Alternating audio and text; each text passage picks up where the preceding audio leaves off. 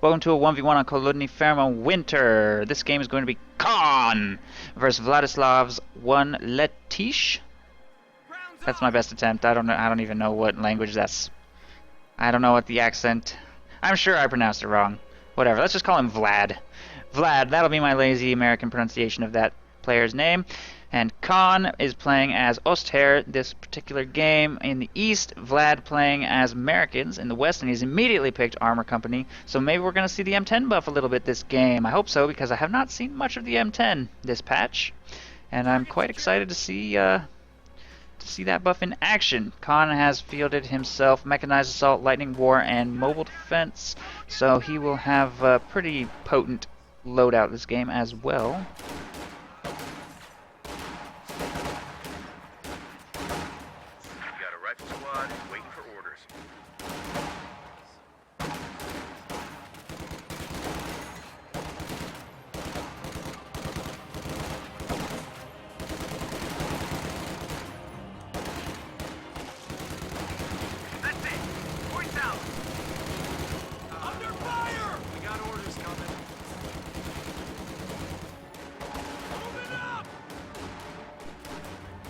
Riflemen take up a position in the church. Pios repositioning away from the central munitions to take control of some strategic points. Grenadiers trying to engage riflemen at range. Riflemen taking up in the building will be difficult to unseat for a little while. Grenadiers should be able to engage effectively from a distance. Maybe not in yellow cover diagonally like this, where multiple windows can fire on them, especially if the second squad moves up to support. But because Vlad is focusing on winning the engagement, he is not going to take control of this munitions point, and Khan will secure himself a pretty decent chunk of munitions, actually, until that point gets retaken. He's trying for now to simply defend his cutoff and engage cost effectively. Riflemen barely get away alive. That machine gun buff in effect right there. You can see that they almost got wiped by that burst from the MG42. Grenadiers making their way up to the front line.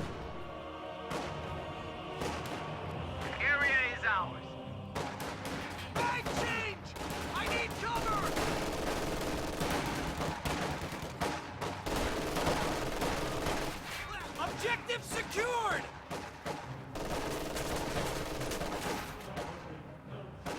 A capture point is under attack. They got us zeroed in here! Maneuver and fire! And it looks like the engagement is going pretty well for Khan. As far as manpower, he's taken very few losses. Only 3 losses, I think, through the entire course of engagements thus far. He's inflicted a lot of losses on his opponent. Okay, 5 losses, but 9 for his opponent, so he's engaging quite well, but he really needs to get some territory back under control. And the American player is being very aggressive, trying to keep him contained on the cutoff. And because Khan has to dedicate all of his forces to fighting, he hasn't been able to send a squad down to the south to get that captured yet. Since he wants to utilize his Pios in combat with that flamethrower, they don't make a very good backcapping squad either.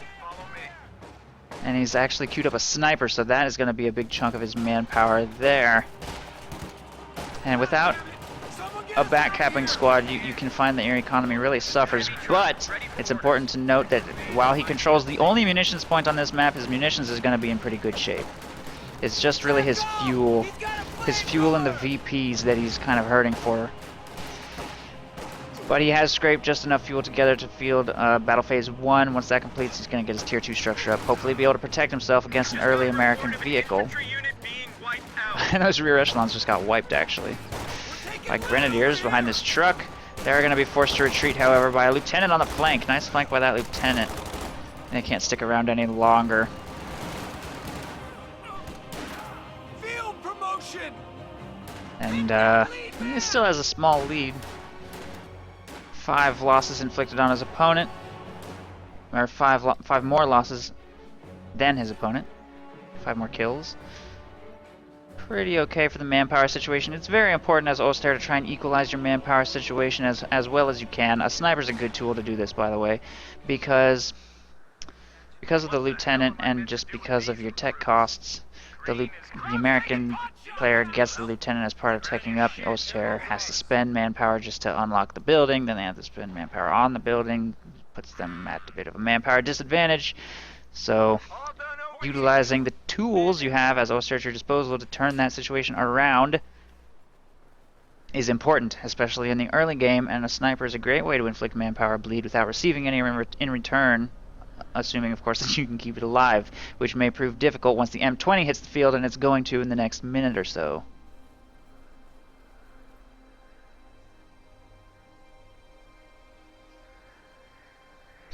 Grenadiers making their way towards the south victory point with sniper support, trying to provide vision. By the way, Pioneers are a very nice thing to have around your sniper because of their vision buff. Their really long-range vision makes them great spotters for a sniper because they can spot enemy infantry without being spotted by that infantry if they stay just at the very edge of their range. So makes them really nice to use in conjunction with the sniper. M20, ready for action. Bust out the metal! Area secure! Promotion just came through! Sniper starts taking shots. Might not want to be standing in red cover. If he gets flanked by a rifle squad or something, standing in red cover is not good. A capture point is under attack. Oh god. Oh, that sniper. That whole volley just missed. That one didn't. He actually just stopped to fire. He should be okay. Rifleman down to only 2 men remaining. Gets the yellow cover. Pre-patch, that was almost dead. Almost a dead sniper right there. Post-patch, he's got a little more health to work with. A little bit more chunky. He'll be alright for now. M20, however, is on the field, upgrading with armor skirts. He's probably going to try and take a really wide route across the outskirts of the map to avoid possible teller mine placement, and also to try and catch that sniper in his retreat path if he can.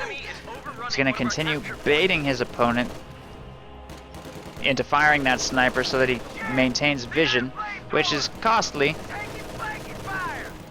Sniper picking off lieutenant squad members here in the south, and he's going to retreat immediately when he spots the M20 circling around here in the north. I don't think the M20 actually was intending to go for the sniper, but the sniper retreats immediately just to be safe.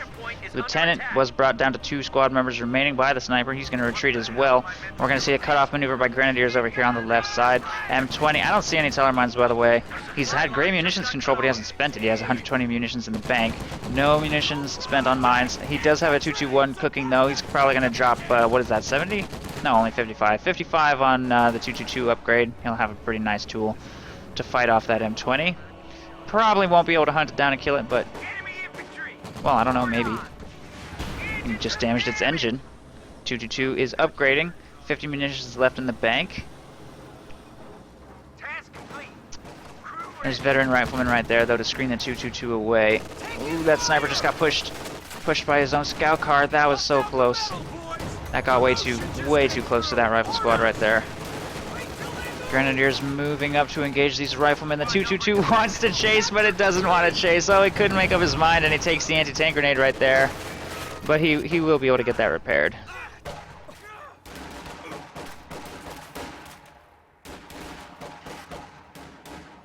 All done over. We're losing a capture point. We're on the hook over here. 222 is gonna get healed up.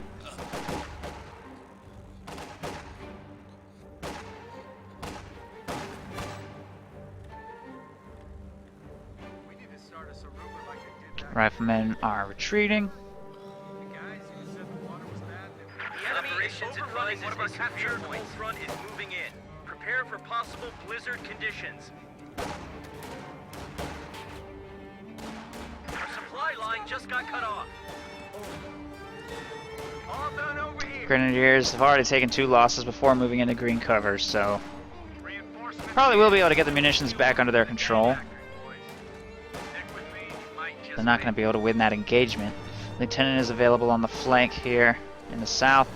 Grenadiers available to screen that away with 222 support, though. Should be able to win this engagement against that lieutenant. There he goes. Retreats immediately on site. M20 here in the north is going to start putting a little more pressure on those Grenadiers. I think they're going to get the point captured, though.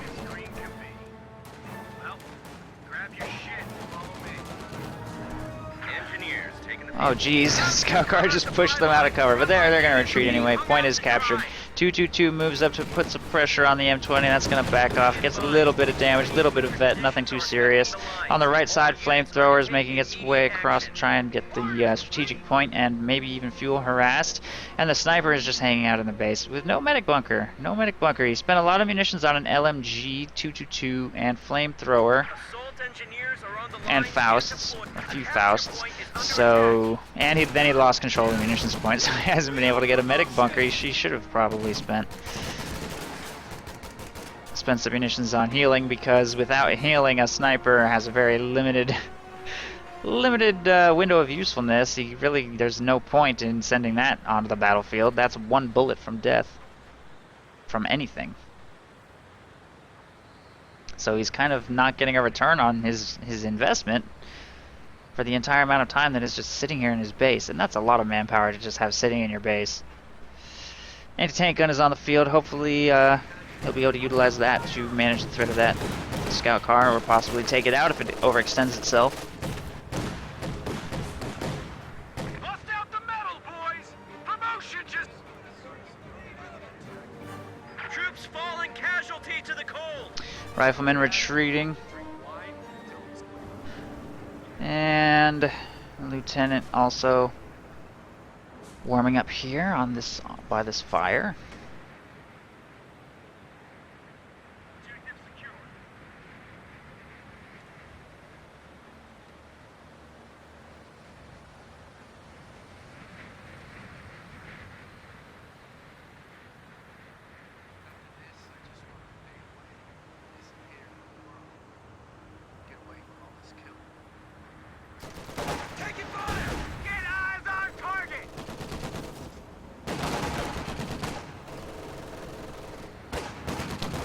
Grenadiers are going to damage the M20's engine here. I don't know if they're going to be able to finish it off, though. 222 is moving to assist in the engagement.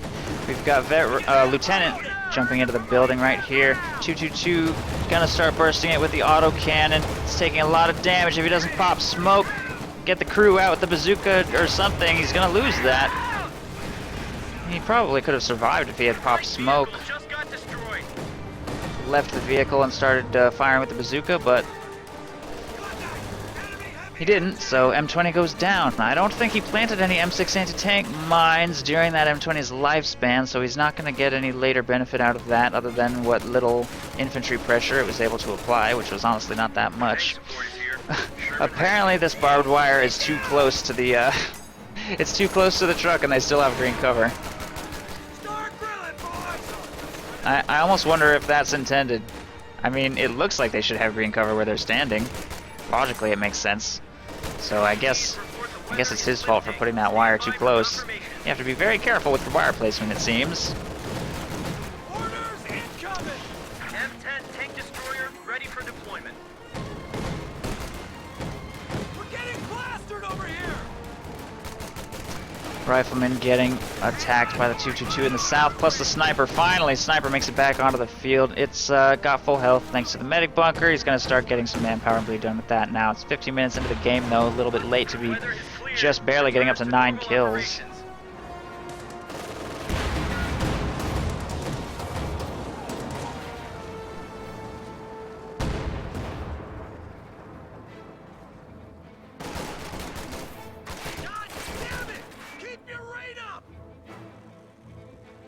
Sniper's going to move to engage. Scout car is receiving some small repairs. And Grenadiers are moving into longer range to try and engage these VAR and flamethrower squads. Lieutenant taking control of the victory point there in the north. As far as resources, both have about 500 manpower, both have 70 to 100 fuel. Not a whole lot of float happening here. Still no commander selection by Khan. He's got the CPs for Stug-E. Or a Puma. But he goes mechanized assault. Probably going to field that Stug, would be my assumption. He's hurting for fuel. He has been whole game. Just tier 2, no battle phase 2 or anything like that. Just kind of struggling to get that fuel in the bank because of the American harassment of his cutoff. So if he does field this, that's going to probably be the only one he can get, and he needs to take and hold maybe one, maybe even 2 fuel points to be able to make it to a Tiger in a reasonable amount of time. This is a nice pickup, though. Caught that Lieutenant not paying any attention. Lieutenant squad will get wiped just to inattentiveness. It's always nice when you can get those free squad wipes. With the Sherman on the field, though, the American player has a huge advantage. There's no Axis tank coming even remotely soon, because of the American control of the cutoff and north fuel point.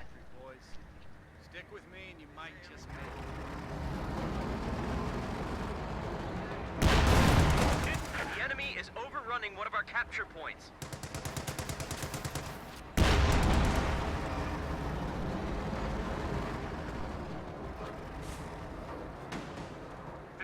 Up.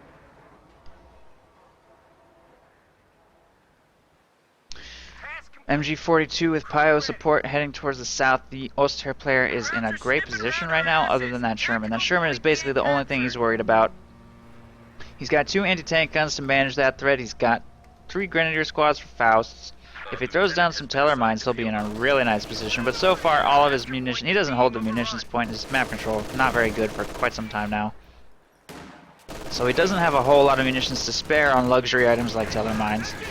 He's just basically just going to have to survive on what looks like maybe 1 Panzerfaust per engagement, tops. Anti-tank gun gets a shot off on the Sherman as it moves towards the south. Cannot fire on its current position. There goes 1 squad. The more squads that Sherman takes out before a proper counter hits the field, the more trouble Oster is going to be in. Tank support is here. Sherman ready. Second Sherman just rolled on as well. With the American player having such superior economy, those tanks are just going to keep coming.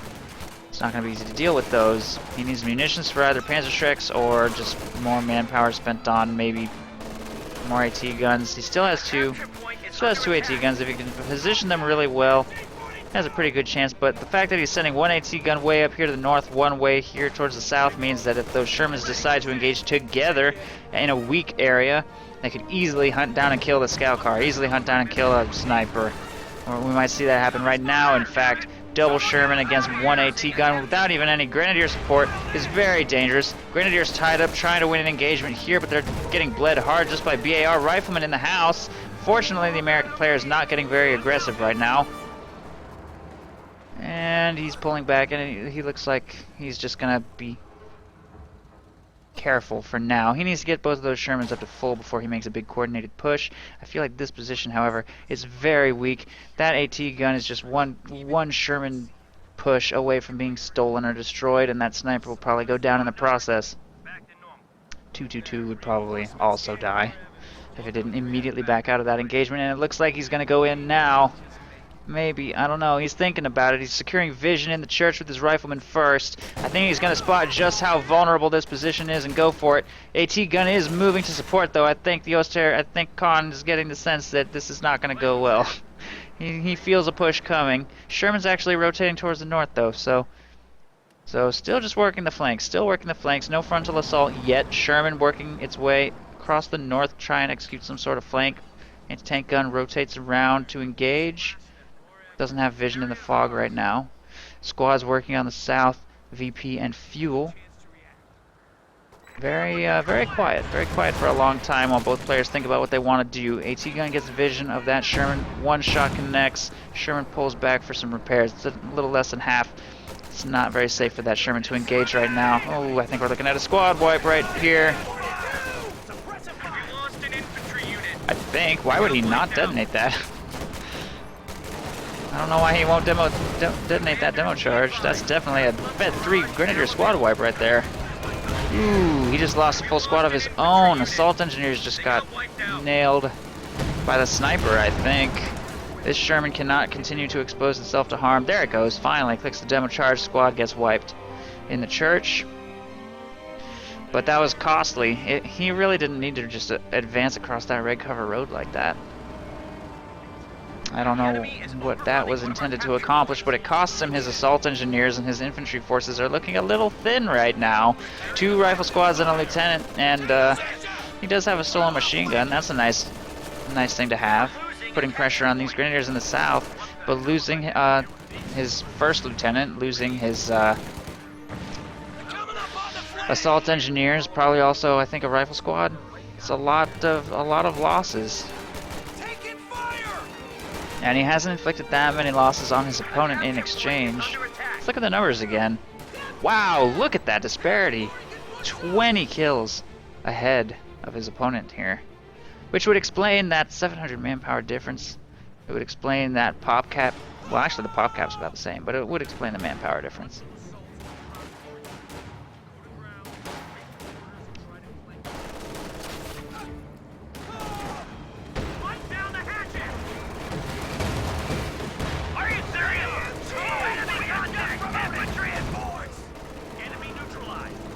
Full squad just went down here in the north.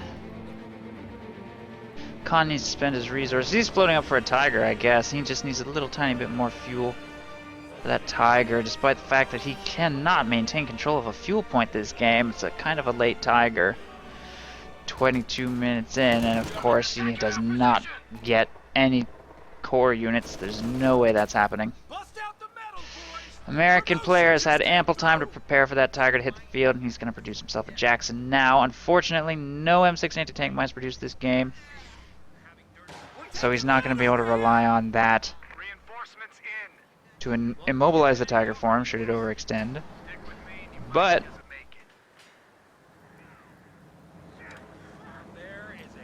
he has got armor company, so he has access to the freshly buffed M10, which I'm curious about. We might see that hit the field.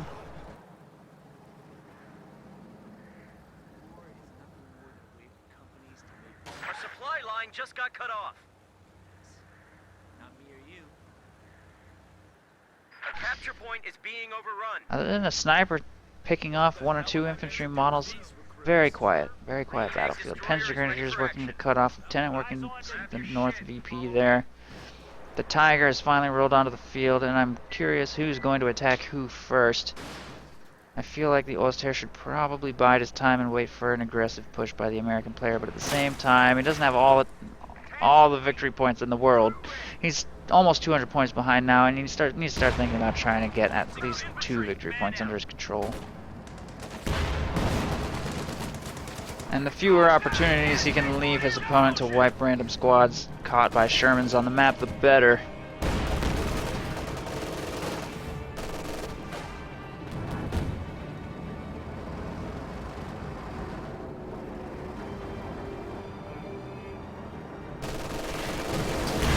Big assault coming here. Double Shermans assaulting through a smoke screen. They take one anti-tank gun shot and focus down the anti-tank gun first. And that's going to get cleared out easily enough. This position looking a little weak. Fortunately, the sniper was not in the area. But an MG42 and a pack are destroyed. Panzer Grenadiers, everything in the south forced to make a full retreat from that area. The Tiger and remaining anti-tank gun are going to make their way down here to try to support, but 2 rifle squads are being deployed to recover those weapons. Jackson there on the Tiger's side. Tiger is going to have to reposition to a safer location away from that Jackson. Man, that just penetrates so reliably. So much more reliably now. There we go. That shot bounced. Pios have to reposition away from those VAR riflemen, and the riflemen are going to reposition away from the Tiger. The Pios get taken down by Sherman top mount gunners. Shermans look like they want to continue providing vision for the Jackson, which is moving up. Shermans have a lot of HP left for that Tiger to chew through, and with no anti-tank gun support, not sure if he's going to survive this engagement, especially if that Jackson gets Vet 1. There goes one Sherman. Jackson shot penetrates again. It's a sliver from Vet 1. Sherman is destroyed. We just lost a medium tank. And it looks like we're going to see a full disengagement there by the American player. He's trying to recover the... Oh, he shouldn't have done that with his Panzer Grenadiers. He just lost a Panzer Grenadier squad recovering that AT gun. That was probably a misclick. That is a painful misclick. That's a lot of manpower just gone. Because he recovered an AT gun with that Panzer Grenadier squad. Plus he needs to spend more on Pios. That hurts that he just did that.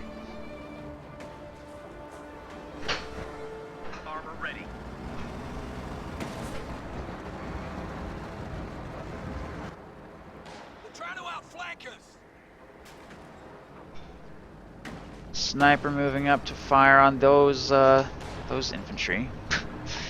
And Lost an anti-tank gun.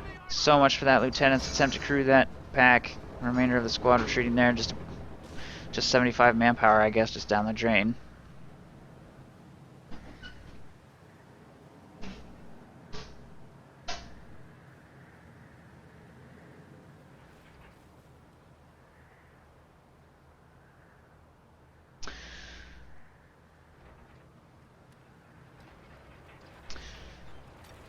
All things considered, map control situation could be worse.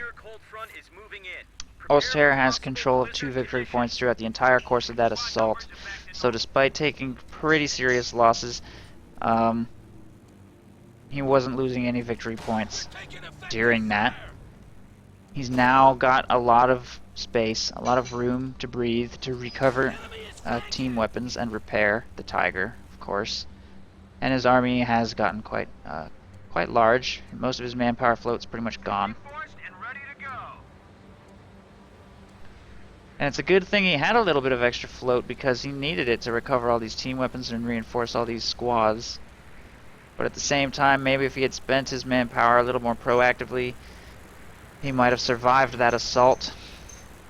Oster cannot build tank traps, as far as I know, so there's not a whole lot that Khan can do to prepare for those Shermans beyond teller mines, of which he can afford 1 every 2 minutes if he spends his munitions on nothing else. And he really needs those munitions for Panzerfausts as well. Damaging a Sherman's engine is a very good way to take it out with supporting fire from anti-tank guns and Tigers, so it might be best not to even plant any mines, since Panzerfausts are almost in a way more reliable than mines, in the sense that mines might not get hit, but of course the mines do a lot more damage, so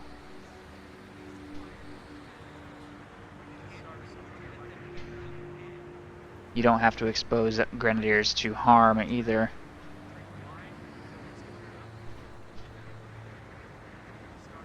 The blizzard will give these grenadiers cover with which to take control of the munitions point, or at least decap it, while more riflemen move up into closer range, start to engage.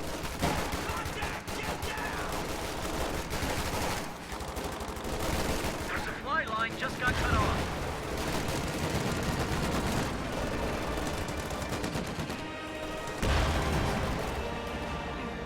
Target destroyed! Keep it up!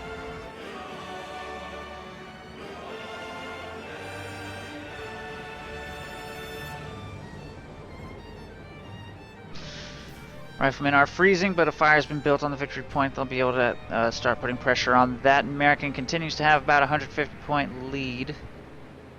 And no real sign of the Oster making progress in the north. It'll be held onto simply by the stolen MG-42 and a squad of riflemen. But the Tiger's been mostly repaired, makes its way to the front, sees a squad of riflemen. They're gonna get away. Serious? Promotion now? Ground's ours. Now spread out. A lot of Oster troops freezing right now, no fire anywhere. The temperature keeps dropping. Men are freezing out there. There he goes. Not gonna get too aggressive. He's not even taking control of that victory point, so he's losing them really quick. Stand by for Going down quite fast, and we will see an M10 fielded. We will see the freshly buffed M10 hit the field. He could have purchased a Jackson, but he decided that he wanted to go give this a try, I guess. He's got the resources for a bulldozer as well, should he choose to field one. HE Shell Sherman and the bulldozer perform similarly against infantry, but it's nice to be able to fire the bulldozer over obstacles. Slower projectile speeds, though, so maybe a little bit less reliable sometimes against targets that are on the move, but it's nice to have that little extra bit of health and armor as well. And it can make green cover very quickly. That's a feature you don't see used frequently, sadly. It's kind of a shame that you don't see that. It's probably one of the easiest ways to make green cover in the game, in fact, is with the Sherman bulldozer. Instant build time, unlike tank traps or sandbags, so Sherman M10 tank destroyer ready. Something to keep in mind, but it is fair to say that coverage tends to get destroyed very quickly at this stage of the game. Wow, that sniper was so close. So close to getting nailed by that BAR volley. Just look at what a huge difference that buff to the sniper makes. That has been the difference between a living sniper and a dead sniper more times than I can count already, and it hasn't even been a week. Report of an infantry unit being wiped out. Swing it around! Get fire on that AT! We're getting plastered over here! Wow, look at that impact. That was ridiculous. That bulldozer just did a stoppie. Oh man, anti-tank guns and Tiger blasted that thing as soon as it hit the field. Trying to trade by dropping RNG bombs using riflemen in that house to provide vision. Wow, that Tiger just took a lot of damage. It's trying to blitz through the artillery strike, and it will survive. The next bomb is not even really close. But if he doesn't keep going, who knows where the next one might land. Keep moving, don't stop. The M10 is giving chase. The Jackson is giving chase. The next artillery shell lands on the Whoa! What is this maneuver? German dozers have reached the front line. Oh no! And the game is over. Khan will immediately surrender after exposing his rear armor to the M10. In all fairness, I don't think the Tiger was going to get away. I'd say that was pretty well executed push and timing with the artillery barrage. That is loud. There we go. Artillery barrage. Landed in a scary way, but I don't think it actually really hit anything. Mostly just Sherman high explosive rounds taking out the AT gun. It just wasn't enough to defend that one Tiger against this push. And it really just comes down to map control. It just goes to show how important map control is. If you let your opponent have control of the entire map, you're pretty much gonna lose, no matter what faction you are. So, good game. Allies win.